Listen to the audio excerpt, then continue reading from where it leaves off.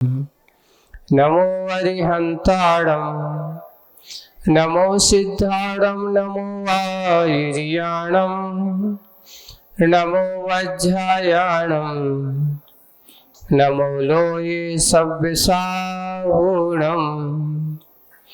बोलिए पंच परमेष्टि भगवंतों की जय हो। शासन नायक भगवान महावीर स्वामी की जय हो। मूल नायक देवादिदेव 1008 श्री चंद्रप्रे भगवान की जय हो। परम पूज्य आचार्य गुरुवर श्री विद्या सागर जी महाराज की जय हो।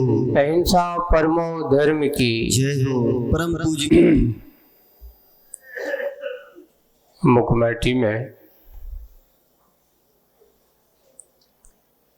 विशेष बात कहकर के हम सबको ये संबोधित किया गया कि आज भी वो आदिनाथ भगवान का मार्ग उपस्थित है। आज भी वही मार्ग है जो आदिनाथ भगवान ने अपनाया था।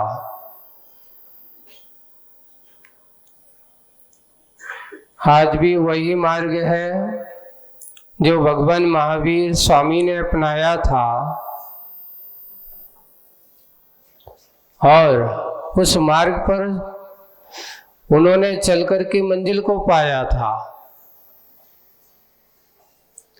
पर आज धीरे धीरे उस मार्ग पर दूबा उगाई है। क्यों? हरी भरी हो गई है। इसलिए हो गई है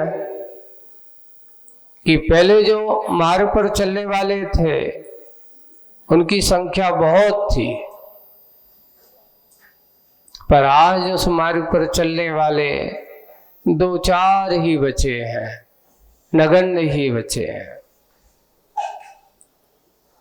जब बहुत सारे लोग उस मार्ग से जाते हैं तो उस मार्ग का अपने आप रास्ता बना रहता है। जैसे अपन कहते पगडंडी है, आता जाना बना रहे और लोगों का आना जाना रुक जाए तो वहां हरी भरी घास हो जाती है, मार्ग दिखाई नहीं देता है, मिट जाता है। ऐसे ही वही बात कि आज ये मत सोचिए कि चारित्र से या ये कहो कि मार्ग समाप्त हो गया। मार्ग समाप्त नहीं हुआ, पर मार्ग पर चलने वाले लोगों की कमी हो गई है। लेकिन ये भी ठीक है, ये भी कहा है उन्हीं भगवान के दव्य ध्वनि में, ये मार्ग का कभी अंत नहीं होगा। पंचम काल के अंत समय तक ये चारित्र का मार्ग रहेगा। अंतर इतना है कि चलने वाले कम हो सकते, पर मार्ग का अंत नहीं होगा। चलने वाले कम हो सकते हैं, पर चारित्र का मार्ग समाप्त नहीं हो सकता। और पुनः इस पंचम काल के अंत समय तक इस मार्ग पर चलने वाले, इस मार्ग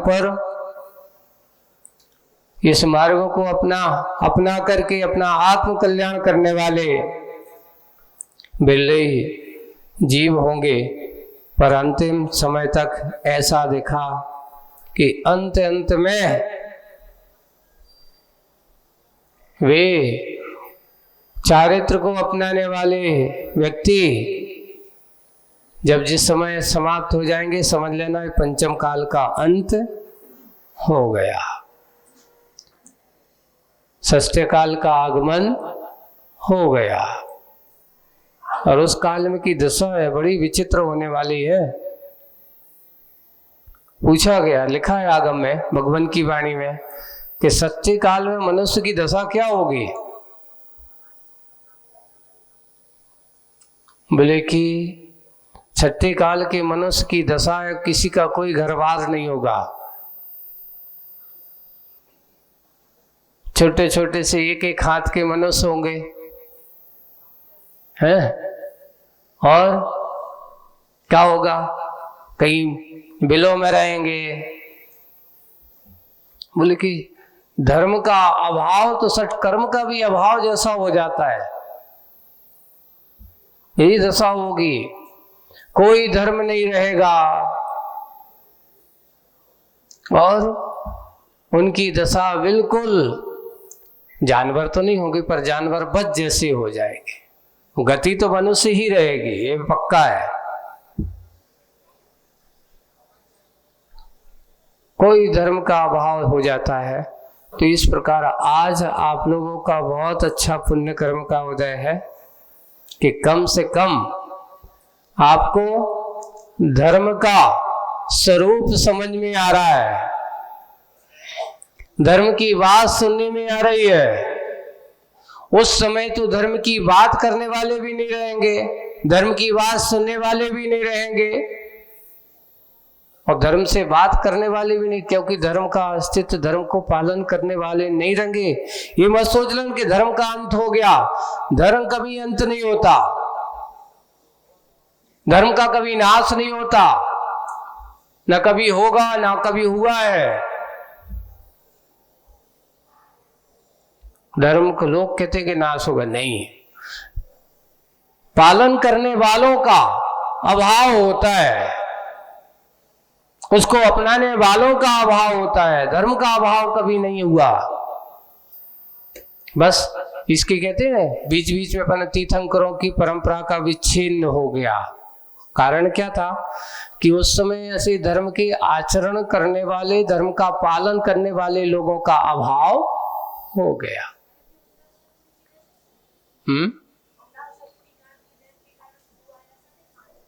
हाँ, ये उसी का बताते हैं। ये सारा का सारा ये इस प्रकार का जो होना है हुंडा सफरी काल का ही दोष बताया है कि इस प्रकार का धर्म का विच्छेद हो जाना, धर्म को आचरण करने वाले लोगों का अभाव हो जाना, ये सारे के सारे उसका ही दोष है ऐसा। तो आज वो बात यहाँ कि स्वयं आज पथ पर चलना नहीं चाहता, औरों को चलाना चाहता है, दूसरों को उपदेश तो देता है, भैया ऐसा करो वैसा करो चलो, और स्वयं मार्ग पर चलना नहीं चाहता। आज इन चालाक चालकों की संख्या कम नहीं है। कितनी है? बोले अनगिन है, इनकी संख्या कम नहीं है। अब आज है और इस प्रकार की दशा देख करके लेखनी लिखती है, बिलखती है आचार्य जी ने उसी बात को कि क्या करें, वर्तमान परिस्थिति को देख करके ऐसी परिणतियां देखने को मिलती है। आज अपन और आगे बढ़ते हैं, पेज नंबर 152। शिल्पी को स्तब्ध देखकर क्या करुणा की पाडली भी हल्की पड़ी, क्या करुणा की पाडली भी हल्की पड़ी। इतनी बाल की खाल तो मत निकालो, इतनी बाल की खाल तो मत निकालो, कहती कहती करुणा रो पड़ी। आपने जो इतनी सारी बातें कह दी है, संसार की विचित्रताएं, यहाँ पर ये सारा कहा, इतनी सूक्ष्म दृष्टि से इतनी गहराई में आपने कह दिया है, तो वो कह रही हो सुनकर के, ये बातें सब सुनकर के उसकी करुणा की भी अंदर की परिणति कैसी हुई? शांत हुई, पाली बली हल्की हुई। और वो कहती इतनी बाल की खाल तो मत निकालो, कहती कहती करुणा रो पड़ी। इस पर शिल्पी कहता है, जब वो रो पड़ी तो अब शिल्पी पुनः उसको कहता है, रोना करुणा का स्वभाव नहीं, रोना करुणा का स्वभाव नहीं है, बिना रोए करुणा का प्रयोग भी संभव नहीं है।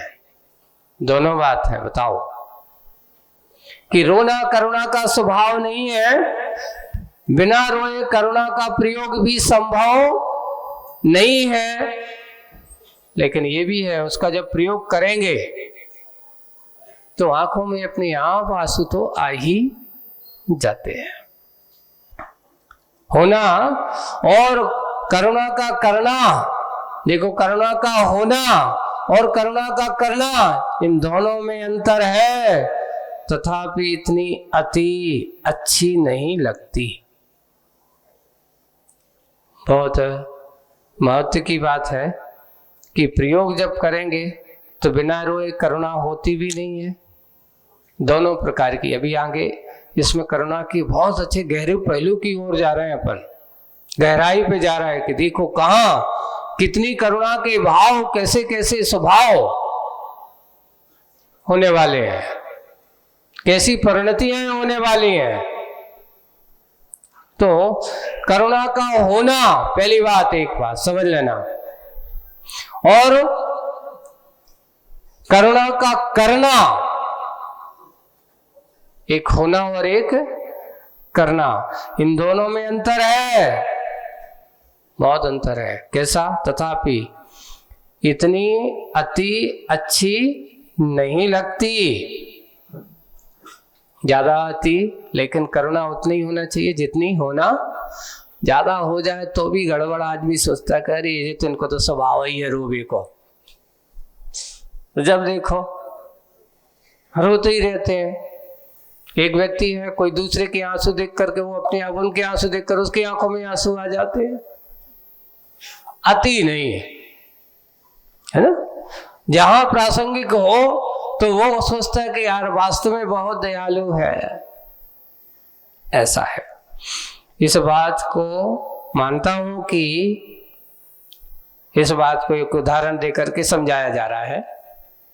इस बात को मानता हूं कि बिना खाद डली खेती की अपेक्षा,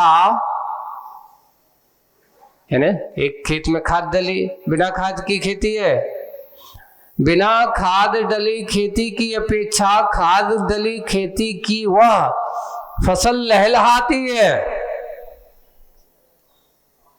यानी एक खाद वाली खेती है और एक बिना खाद वाली खेती है, तो खाद वाली खेती तो अच्छी लहलहाती है और बिना खाद वाली थोड़ी सी लहलहाती तो है, पर थोड़ा सा अंतर होता है।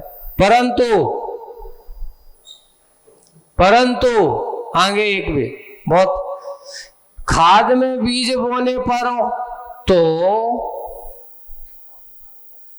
खाद में बीज बोने पर तो फसल जलती दहदहाती है। खाद में बीज, देखो खेत में बीज बोलो और उसमें खाद डालो तो फसल लहलहाती है।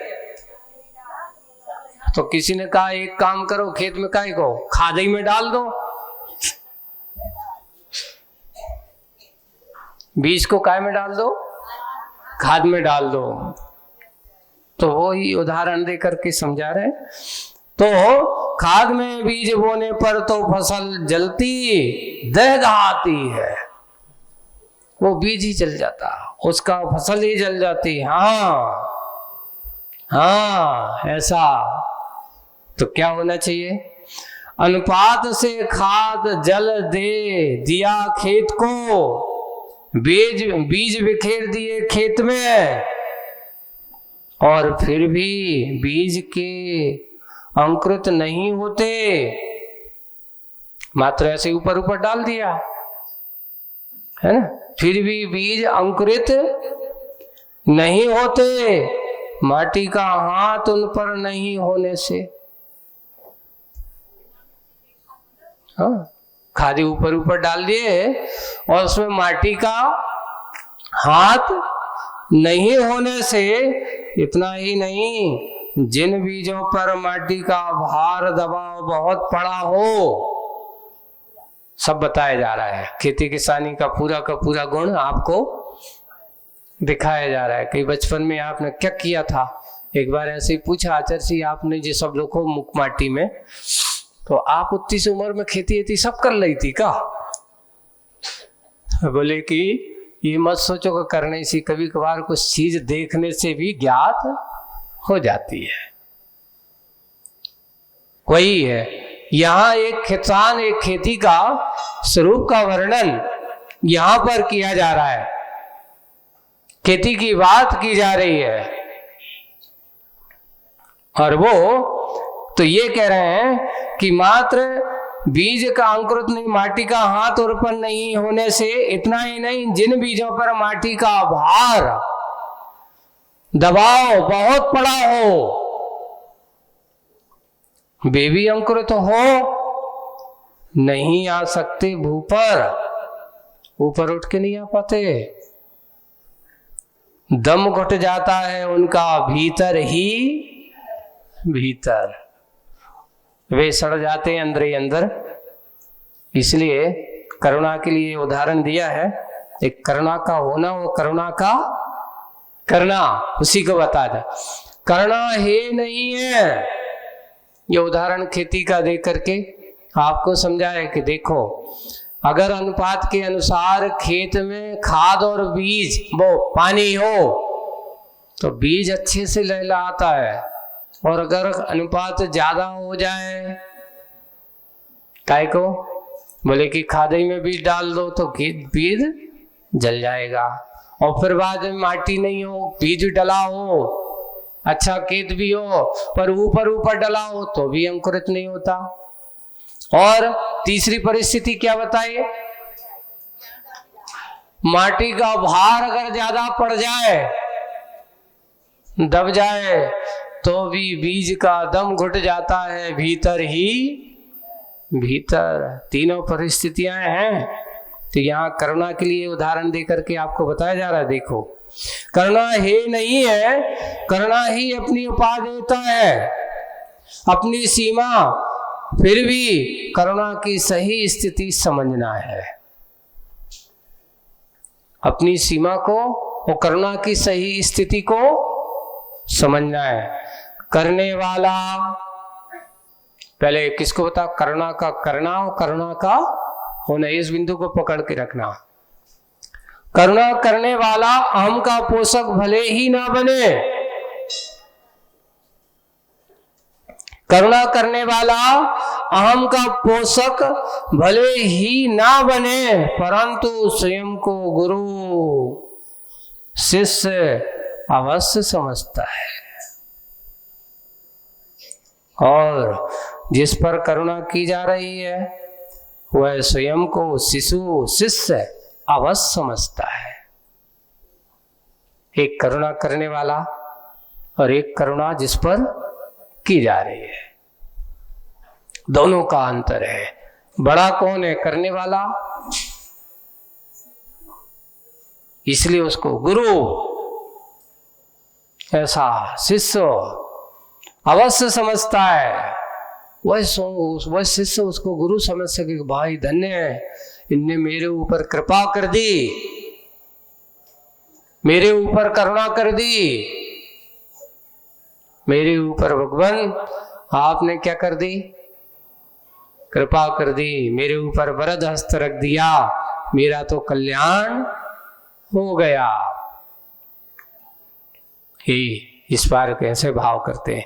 इसलिए स्वयं गुरु शिष्य अवश्य समझता है, और जिस पर करुणा की जा रही है वह स्वयं को शिशु शिष्य अवश्य समझता है। दोनों का मन द्रवीभूत होता है, शिष्य शरण लेकर, गुरु शरण देकर, दोनों का मन द्रवीभूत आर्द्र, और बिल्कुल ऐसा होता है। कैसे होता है, अपने आप में उपकारित होता है कि वाह धन्य, मेरे ऐसा हो गया, मैंने ऐसा पा लिया। यहाँ शिष्य शरण लेकर के अपने आप को द्रवीभूत है, और गुरु सोचते हैं कि चलो एक भव्य आत्मा सही मार्ग पर आकर के अपना कल्याण कर रहा है। पूछा गया आचार्य ऋषि से, कई बार पूछते, कई लोग कहते हैं महाराज जी यहीं की सागर की बात है। एक बार है, आचार्य ऋषि ने जब आए तो गर्मी में, जब आचार्य ऋषि आए थे चतुर्मास के पहले, 98 का चतुर्मास हुआ था, है ना, तो उस समय जिनमती माता जी थी, वो बहुत स्वास्थ्य खराब था उनका, उनको वहाँ भोपाल विदिशा तरफ से आई थी वो, है ना। और विहार करते हुए जब यहाँ गर्मी में आए चतुर्मास के पहले,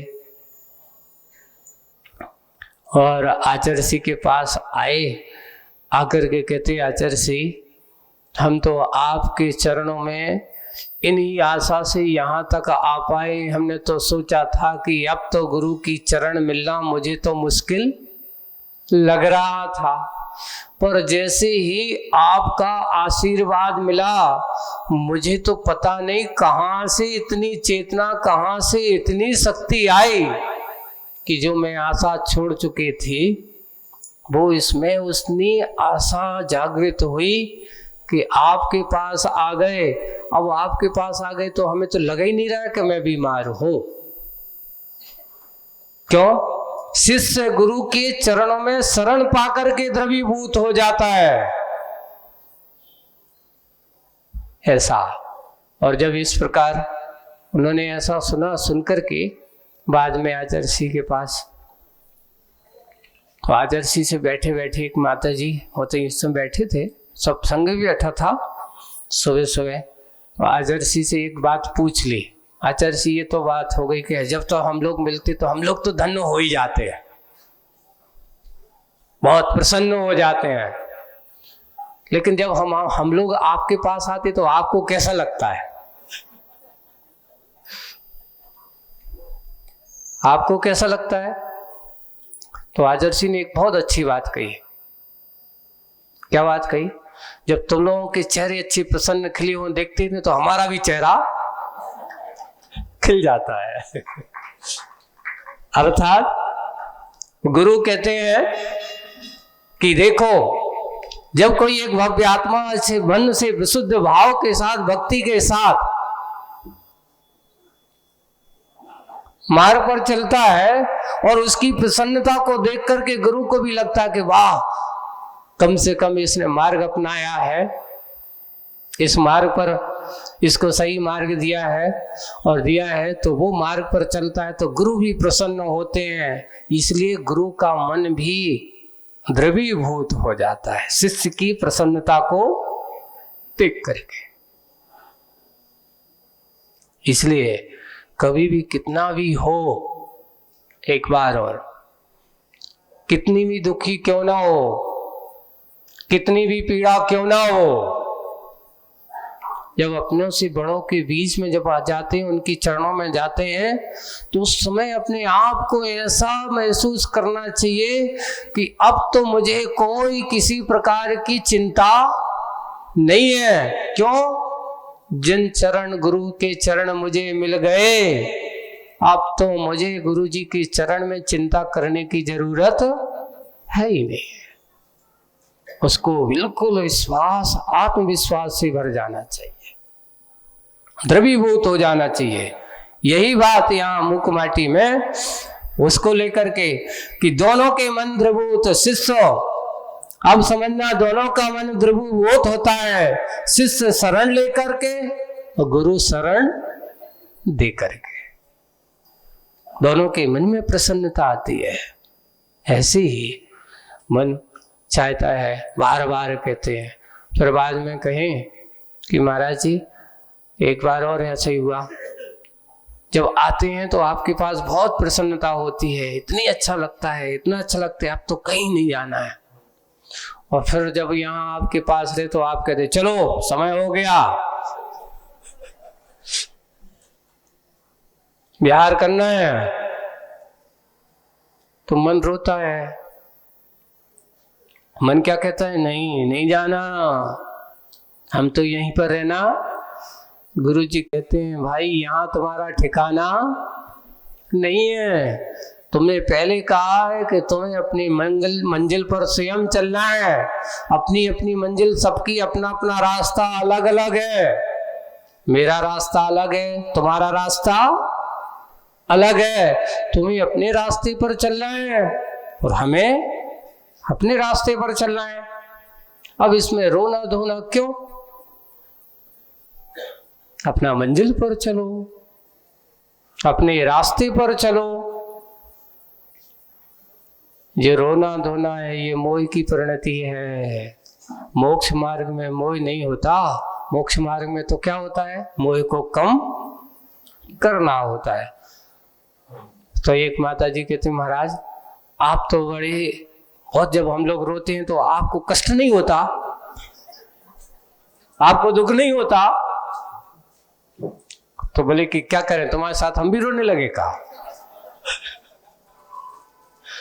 अब तुम रो रहे हो, तुम्हारे अंतर के मन द्रवीभूत है, तुम अपने हो रहे भाई। अगर हम भी रोने लगे तो समझ लेना हमारा मोक्ष मार्ग और तुम्हारा मोक्ष मार्ग दोनों का रुक जाएगा। इसलिए रोने से कभी भी, करुणा से आंखों से आंखें मिल जाती है। एक सहज रूप में होना, रोना ठीक नहीं चल रहा है, सहज रूप में होता है, आता है, बस उतना ही। कभी भी कितना ही हो, गुरुजी के पाव तो सज जाओ और अपने आप आंखों में आंसू आ ही जाते हैं। फिर भी है वो एक उसकी अपनी भक्ति है, ये गुरु भक्ति है, यही है, होता है। पर गुरु महाराज कहते कि ये इस प्रकार का अति की कभी भी ठीक नहीं। वो जो बात कही ना, करुणा की अति ठीक नहीं, सीमा में होना चाहिए। तो शिष्य को शरण लेकर के, गुरु शरण दे करके कुछ अपूर्व अनुभव करते हैं, जिसे एक देकर के अनुभव करता है और एक लेकर के अनुभव करता है। पर इसे सही सुख नहीं कह सकते हम। इसे सही सुख नहीं कर सकते हम। दुख मिटने का और सुख मिलने का द्वार खुला अवश्य। दुख मिटने का और सुख मिलने का द्वार खुला अवश्य, फिर भी ये दोनों दुख को भूल जाते हैं इस घड़ी में। गुरु का शिष्य से मिलन हुआ और उस समय वो सारे दुख भूल जाता है। भक्त का भगवान से मिलन हुआ, वो संसार के घर गृहस्थी के सारे दुख भूल जाता है। उस समय बिल्कुल निश्चिंत होकर के भगवान के चरणों में बैठ जाता है, गुरु के चरणों में बैठ जाता है। यही उसका सही स्वरूप, वही सही भक्ति है। यहाँ सारे के सारे सुख फिर दोनों दुख भूल जाते हैं इस घड़ी में। करुणा करने वाला, अब आगे देखो, करुणा करने वाला अधोगामी तो नहीं होता, किंतु अधोमुखी यानी बहिर्मुखी अवश्य होता है।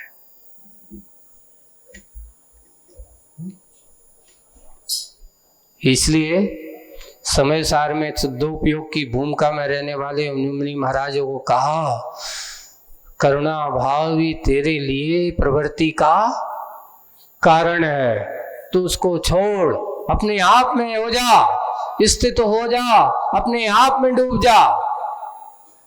जब हम करुणा करते हैं, ये तो बात है कि उसका नरक का कारण, अधोमुखी पतन का कारण तो नहीं है, लेकिन आंखों में पानी आया, यानी किसी की दुख को देख करके उसका मन भी द्रवीभूत हुआ।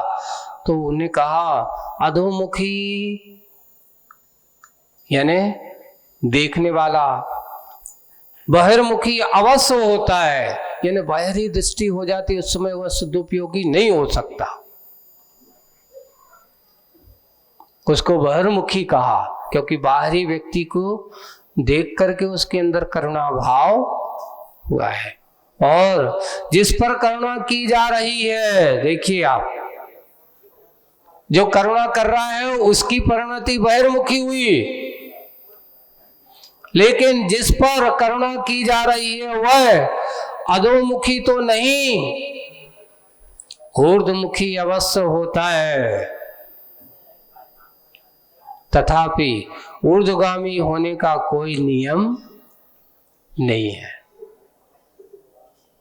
उस समय अर्थ ये कहा जा रहा है, आप सोच रहे होंगे महाराज जिस पर करुणा की जा रही है वो ऊर्ध्वमुखी तो है, देख रहा है कि कितना है, वो बाहरी उनको देखता है, जिस जो कर रहा है ना उनको देखता है, और देख करके उनके किए हुए उपकार को बार बार याद करता है कि धन्य है आज मेरे ऊपर इन्होंने ऐसा उपकार किया है, और उनके प्रति सच्ची आस्था भक्ति बनाता है।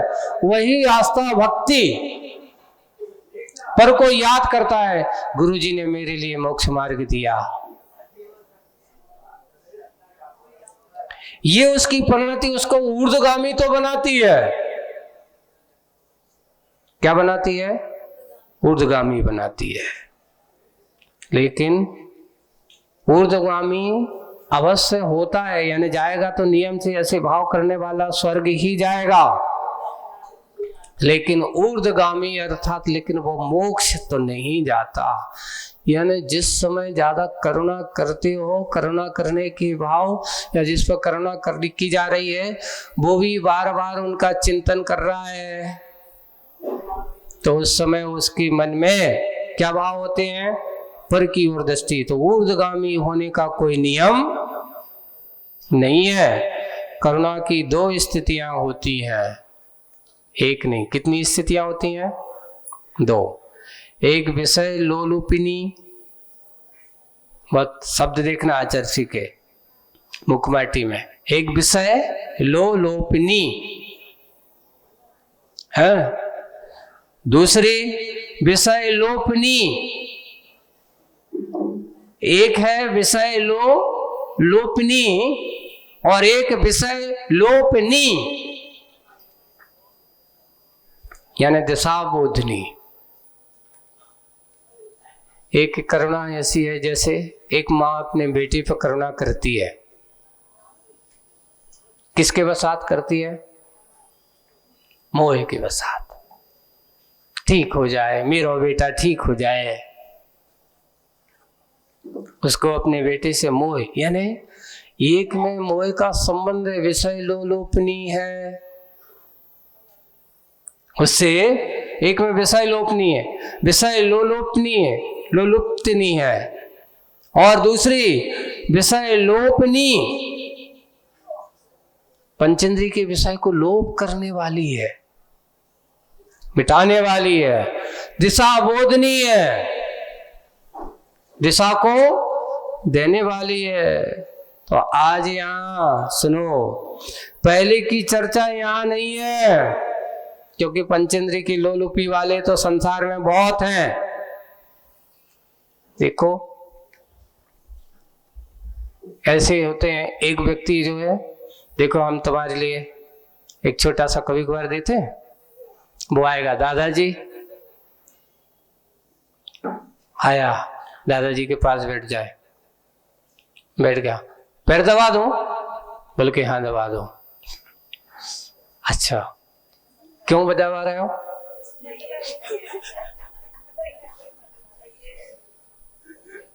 क्यों आए हो? कुछ ना कुछ तो कारण है।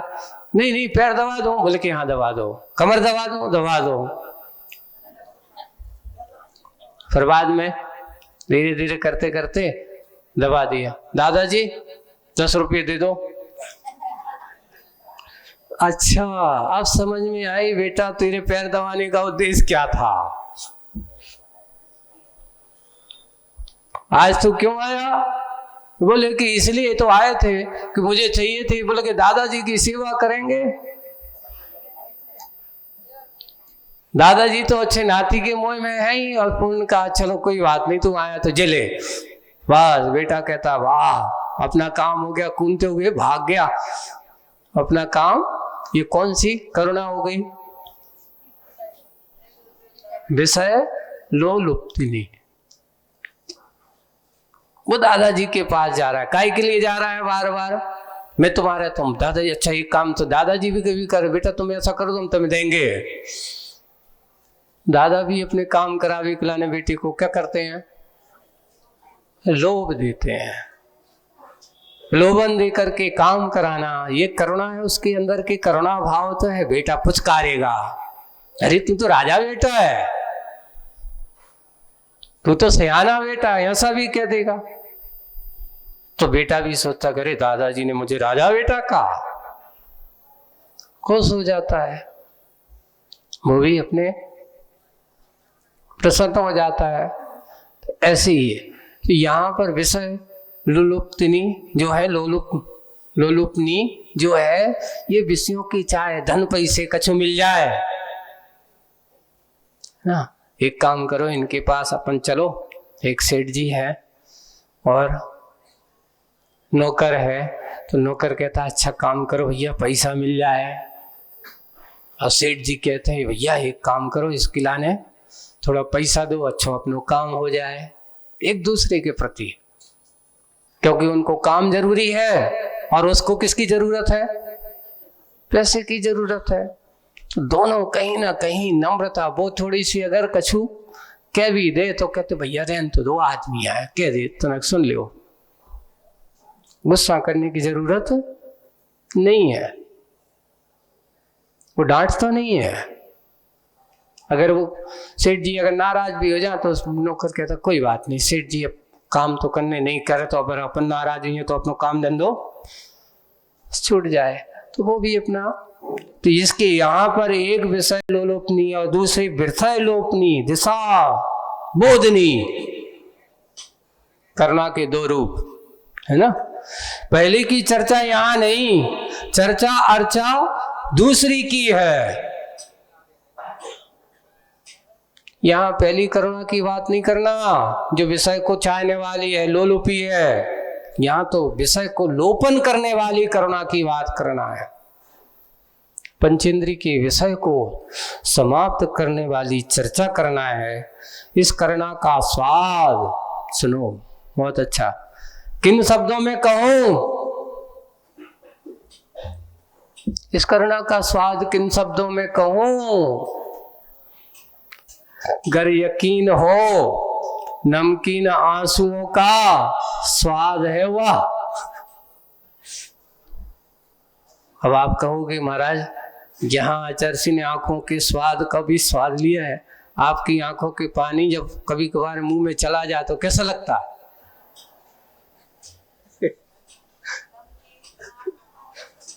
आंसू नमकीन होते हैं, स्वाद आ जाता है। बोले कि ऐसी करुणा का स्वाद किन शब्दों में कहूं? गर यकीन हो तो नमकीन आंसुओं का स्वाद वह है वह है। इसलिए करुणा रस में शांत रस का अंतर्भाव मानना बड़ी भूल है। एक करुणा रस को शांत रस नहीं मानना, जो मानते हैं ये उनकी बड़ी भूल है। अब उछलती हुई उपयोग की परिणति वह करुणा है, नहर की भांति। देखिए अब उदाहरण तुलना की जा रही है। उछलती हुई उपयोग की परिणति वह है करुणा है, नहर की भांति। नदी से या बांध से जो नहरें निकलती हैं उसकी भांति है। और उजली सी उपयोग की परिणति वह शांत रस नदी की भांति।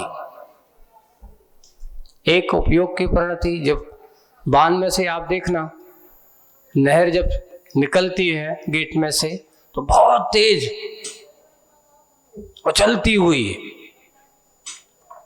गति के साथ बहुत तेज जाती, उछलती हुई जाएगी वहां से, क्योंकि बांध का जब वो बंधन खुलता है तो पानी एकदम तेजी से बाहर निकलता है। ऐसे उछलती हुई उपयोग की परिणति वह करुणा है नहर की भांति, और उजली सी बिल्कुल साफ। अभी ये नदियां अभी की मत देखना, अभी बाढ़ के पानी की जो अश्विनी माह अभी जो कुंवर का महीना आएगा ना, पर्यूषण के बाद जब बारिश पूरी हो जाती है तो पानी का कीचड़ बिल्कुल कैसा हो जाता है? शांत, जम जाता है। और बिल्कुल कार्तिक में बिल्कुल नदियां बिल्कुल साफ हो जाती है। तो उजली सी उपयोग की परिणति वह शांत रस है नदी की भांति, बिल्कुल शांत रस ऐसा। नहर खेत में जाती है, अब यहाँ तुलना की जा रही है। नहर कहाँ जाती है? खेत में जाती है। दाय को मिटाकर सुख पाती है। किसकी? खेत की दाय मिटाती है? सुख पाती है ना? ऐसा उसका सुख है, वो सुख नहीं है, वो सुख है, वो उसको सुख पाती है। और नदी सागर को जाती है, राय को मिटाकर सुख पाती है। एक खेत की दाय को मिटाती है और एक बिल्कुल चलते चल रही है, चलते रास्ता जब विराम उसका हो जाता है, सागर में मिल जाती है, राय को मिटाकर सुख पाती है। इस विषय को और उघाड़ना चाहूंगा कि, और विशेष रूप से उघाड़ना यानी निकाल करके बताना चाहूंगा। कैसे? धूल में पड़ते ही जल वह दलदल में बदल जाता है। धूल में पड़ते ही जल वह दलदल में बदल जाता है, किंतु हिम की डली वो धूल में पड़ी भी हो, हिम यानी बर्फ, बर्फ की डली अगर धूल में पड़ी हो तो बदलाहट संभव नहीं है। वहां पर बदलाहट संभव नहीं है। कैसे?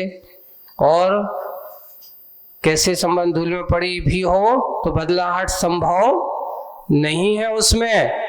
और जल को अनिल का योग मिलते ही उसकी शीतलता मिट जाती है।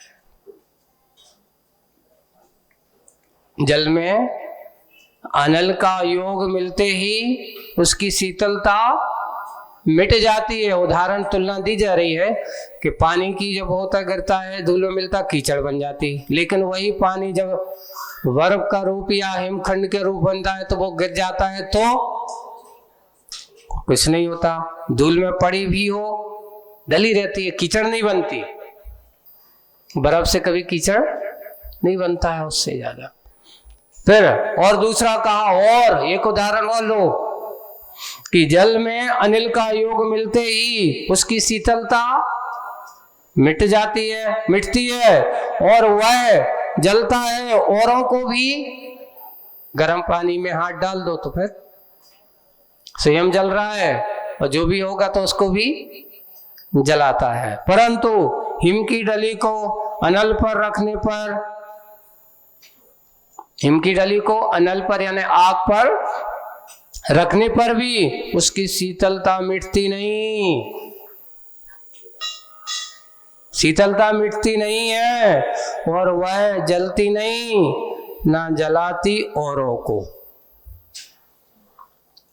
न जलती है और ना जलाती औरों को।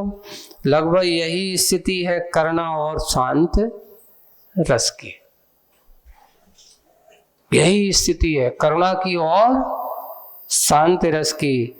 करुणा तरल है, बहती है, यानी करुणा को किसकी उपमा दी? पानी की। बिल्कुल बहती है एक दूसरे से। एक बात सत्य है, करुणा बहती क्यों? क्योंकि एक दूसरे की करुणा कभी अकेले में नहीं होती। एक दूसरे को देख करके, यहाँ उसी को देखता है, वो उसको देखता है, एक दूसरे को देख करके ही करुणा का भाव होता है। इसलिए करुणा तरल है, बहती है, पर से प्रभावित होती है, झट सी दूसरों को देख करके प्रभावित होती है। उसके मन में किसी को दुखी देखेगा, ओ फट से उसके आंखों से किसी न किसी प्रकार का उसको दूर करने का भाव होता है। पर ये करुणा की बात है। शांत रस किसी बहाव में बहता नहीं कभी। जो शांत रस है वो किसी के बहाव में नहीं बहता। जमुना पलटने पर भी जमा रहता है अपने स्थान पर। इससे यह भी ध्वनि निकलती है, जमाना, हाँ सुनिए, जमना नहीं, जमाना पलटने पर भी जमा रहता अपने स्थान पर। इससे यह भी ध्वनि निकलती है कि करुणा में वात्सल्य का मिश्रण संभव नहीं, और वात्सल्य को हम पोल नहीं कह सकते, ना ही कपोल कल्पित। ये बहुत कोई बाहर की बात नहीं है, कपोल कल्पित। कई लोग कहते हैं भैया बहुत वात्सल्य भाव है, करुणा भाव, तो यहाँ एक बहुत करुणा में वात्सल्य का मिश्रण संभव नहीं है, क्योंकि एक माँ अपने बच्चे को दूध पिलाती है तो करुणा भाव से नहीं पिलाती है। किस भाव से पिलाती है? वात्सल्य भाव से पिलाती है। वो उपकार, देखो वात्सल्य भाव में कभी किसी प्रकार के किसी के दुख नहीं, किसी प्रकार का दुख ना हो, ऐसा परिणाम होता है। लेकिन करुणा में किसी के कष्ट को देख करके अंदर के करुणा के भाव होते हैं। ये यहाँ पर तो वही है, करुणा में वात्सल्य का मिश्रण संभव नहीं, और वात्सल्य को हम पोल नहीं कह सकते, ना ही कपोल कल्पित। आप ये कहो ये तो कोरो कोरो ऊपर ऊपर दिखावे कहो, कपोल कपोल कल्पित नहीं है। वास्तविक सत्यता यही है कि जहाँ ये होते हैं वहाँ किसी को कहने की जरूरत नहीं पड़ती कि भाई तुम ऐसा इनको प्रेम करो, इन पर दया करो। अरे जिनके अंदर वात्सल्य भाव होता है उनके अंदर सहज ही उनके प्रति स्नेह भाव उमड़ता ही है। महासत्ता माने गोल गोल कपोल तल पर पुलकित तो होता है वह वात्सल्य, है ना। महासत्ता माँ के गोल गोल गोल गोल कपोल, अपने जे गाल, है ना, भाव जो होते हैं, कपोल तल पर पुलकित तो होता है यह वात्सल्य। करुणा सम वात्सल्य भी द्वैत भोजी तो होता ही है। द्वैत भोजी यानी दोनों का भोजी। एक और इसका द्वैत भोजी का अर्थ जैसे होता है ना, एक जैसे कहते हैं ना, ये लोग सनातन धर्म में होता है ना कि इतने पंडित जी को भोजन कराओ, मतलब ब्राह्मण भोज, ऐसा द्वैत भोजी। और उनके लिए अच्छे अच्छे बढ़िया सुंदर सुंदर क्या है, द्विज भोजी उसको कहते हैं। यहाँ पर इस प्रकार है द्वैत भोजी, उसको द्विज भोजी कहा जाता है। पर यहाँ द्वैत भोजी तो होता है, होता भी, पर यहाँ दो के साथ भोज आपस में एक प्रेम भाव के साथ जो होता है ना, मना मना करके, है ना, वात्सल्य भोज जिसे कहते हैं ना, अकेला नहीं होता। तो वहां पर उसका एक वो भोज है। लेकिन यहाँ क्या अर्थ, क्या कहना चाह रहे हैं वो, करुणा और बात, तो दोनों को मिलकर के, दोनों के साथ करुणा प्लस वात्सल्य जब मिल जाते हैं तो ये द्विभुजी बन जाते हैं। होता भी है, पर ममता समेत मोजी होता है। वो ममता के भाव के साथ मोजी भी होता है। इसमें बाहरी आदान प्रदान की प्रमुखता रहती है, बाहर के आदान प्रदान की प्रमुखता रहती है, भीतरी उपादान गौण होता है। यही कारण है इसमें अद्वैत मौन होता है, जो बिल्कुल कोई एक जब किसी से अद्वैत और द्वैत, एक यहाँ द्वैत का अर्थ होता भेद, अलग अलग, ये तेरा ये मेरा, है ना, ऐसा भाव। अद्वैत करता न तेरा न मेरा, बस मौन। द्वैत का ये तेरा है ये मेरा है, करुणा संवाद सलादी, तो ऐसा नहीं, अपना अपना बिल्कुल मौन में कोई किसी प्रकार का नहीं है। साधर्मी सम आचार विचार पर ही इसका प्रयोग होता है। इसकी अभिव्यक्ति मृदु मुस्कान के बिना संभव ही नहीं। वात्सल रस का आस्वादन में हल्की सी मधुरता फिर भी क्षण भंगुरता झलकती है। हल्की सी क्या होना चाहिए? मधुरता, ज्यादा हंसना नहीं, ठिलठिलाना नहीं। वात्सल्य ये कहते, कभी कभार ज्यादा हंसना भी। देखो साधर्मी आचार विचार पर ही, अभी आचार्य अभी कुछ ब्रह्मचारी लोग गए थे, अभी आए महाराज, तो क्या हुआ कि ऐसी कुछ बात हुई तो ब्रह्मचारियों ने आपस में बहुत जोर से हंस दिया। तो आचार्य जी कहते क्या है ये? हैं? ये व्रतियों का हंसना है? ऐसा हंसा जाता है? तो उनको नियम दिया कि आज के बाद ठहाके लेकर के नहीं हंसना। ठहाके अर्थात बहुत जोर जोर की आवाज करके चेहरे पर कैसे होना है? साधर्मी के चेहरे पर मुस्कान होना चाहिए, अतिहास नहीं होना चाहिए, है ना? इस बात का विशेष साधर्मी सम आचार विचार पर ही इसका प्रयोग होता है। इस अभिव्यक्ति मृदु मुस्कान के बिना संभव ही नहीं। वात्सल रस का आस्वादन में हल्की सी मधुरता फिर भी क्षण भंगुरता, ऐसे नहीं हमेशा जब देखो क्षण भंगुरता झलकती है। जैसे उधर उदाहरण दिया, जैसे ओस के कण से ना ही प्यास बुझती है ना आस।